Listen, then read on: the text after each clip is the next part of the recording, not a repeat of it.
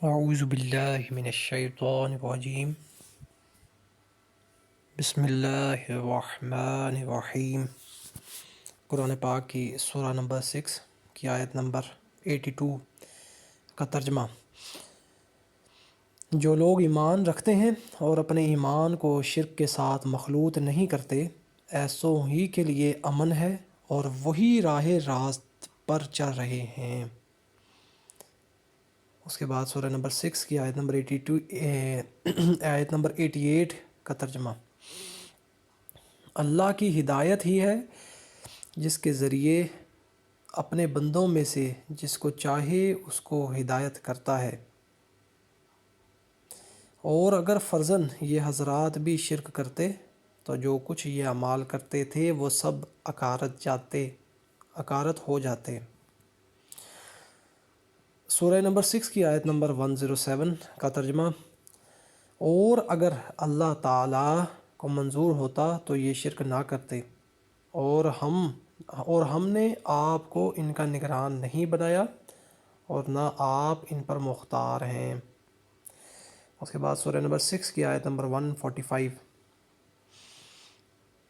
آپ کہہ دیجئے کہ جو کچھ احکام بذریعہ وحی میرے پاس آئے ان میں تو میں کوئی حرام نہیں پاتا کسی کھانے والے کے لیے جو اس کو کھائے، مگر یہ کہ وہ مردار ہو یا کہ بہتا ہوا خون ہو یا خنزیر کا گوشت ہو، کیونکہ وہ بالکل ناپاک ہے، یا جو شرک کا ذریعہ ہو کہ غیر اللہ کے لیے نامزد کر دیا گیا ہو۔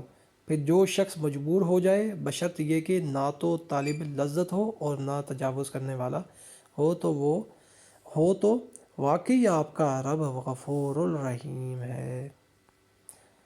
سورہ نمبر 6 کی آیت نمبر 148 کا ترجمہ۔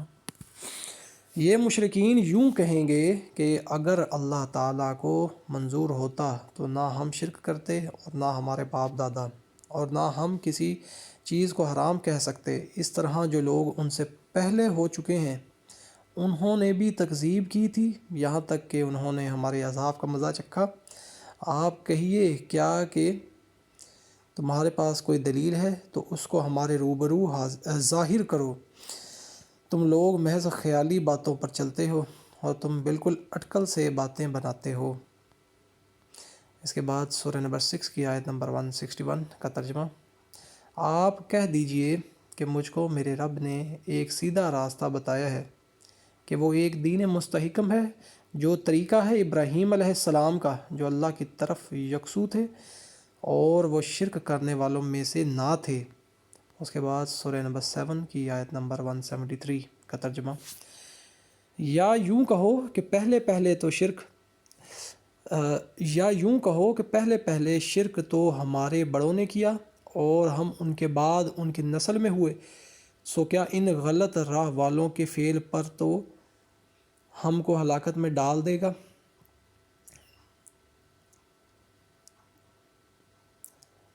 یہ دوبارہ پڑھتا ہوں، سورہ نمبر 7 کی آیت نمبر 173۔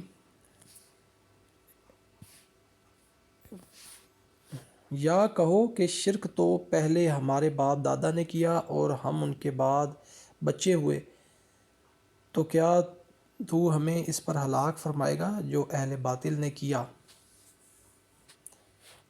یہی اگر ترجمہ ہم نکالیں، یہ ابھی میں نے پڑھا تھا کنز ایمان میں سے، ابھی مفتی تقی عثمانی کا۔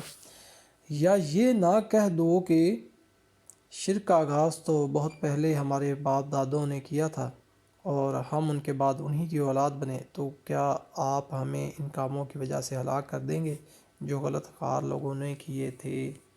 یہی ترجمہ ہم نکالتے ہیں طاہر القادری کا۔ یا ایسا نہ ہو کہ تم کہنے لگو کہ شرک تو محض ہمارے آباء و اجداد نے پہلے کیا تھا اور ہم تو ان کے بعد ان کے اولاد تھے، گویا ہم مجرم نہیں، اصل مجرم وہ ہیں۔ تو کیا تو ہمیں اس گناہ کی پاداش میں ہلاک فرمائے گا جو اہل باطل نے انجام دیا تھا۔ یہی ترجمہ اسی آیت کا ابو الاعلیٰ مودودی کا۔ یا یہ نہ کہنے لگو کہ شرک کی ابتدا تو ہمارے باپ دادا نے ہم سے پہلے کی تھی اور ہم بعد کو ان کی نسل سے پیدا ہوئے، پھر کیا آپ ہمیں اس قصور میں پکڑتے ہیں جو غلط کار لوگوں نے کیا تھا۔ اس کے بعد سورہ نمبر 10 کی آیت نمبر 18 کا ترجمہ، اور یہ لوگ اللہ کے سوا ایسی چیزوں کی عبادت کرتے ہیں جو نہ ان کو ضرر پہنچا سکیں اور نہ ان کو نفع پہنچا سکیں، اور کہتے ہیں کہ یہ اللہ کے پاس ہمارے سفارشی ہیں۔ آپ کہہ دیجئے کہ کیا تم اللہ کو ایسی چیز کی خبر دیتے ہو جو اللہ تعالیٰ کو معلوم نہیں؟ نہ آسمانوں میں اور نہ زمین میں، وہ پاک اور برتر ہے ان لوگوں کے شرک سے۔ اس آیت کا ترجمہ اگر ہم نکال لیں کنز ایمان کا، اور اللہ کے سوا ایسی چیز کو پوجتے ہیں جو ان کا کچھ بھلا نہ کرے، اور کہتے ہیں کہ یہ اللہ کے یہاں ہمارے سفارشی ہیں۔ تم فرماؤ کیا اللہ کی وہ بات بتاتے ہو جو اس کے علم میں نہ آسمانوں میں ہے نہ زمین میں؟ اسے پاکی اور برتری ہے ان کے شرک سے۔ یہی ابو العلا بغدادی کا نکالتے ہیں ترجمہ، یہ لوگ اللہ کے سوا ان کی پرستش کر رہے ہیں جو ان کو نہ نقصان پہنچا سکتے ہیں نہ نفع، اور کہتے ہیں یہ ہیں کہ یہ اللہ کے ہاں ہمارے سفارشی ہیں۔ اے محمد ان سے کہو کیا تم اللہ کو اس بات کی خبر دیتے ہو جسے نہ وہ آسمانوں میں جانتا ہے نہ زمین میں؟ پاک ہے وہ اور بالا و برتر ہے اس شرک سے جو یہ لوگ کرتے ہیں۔ اس کے بعد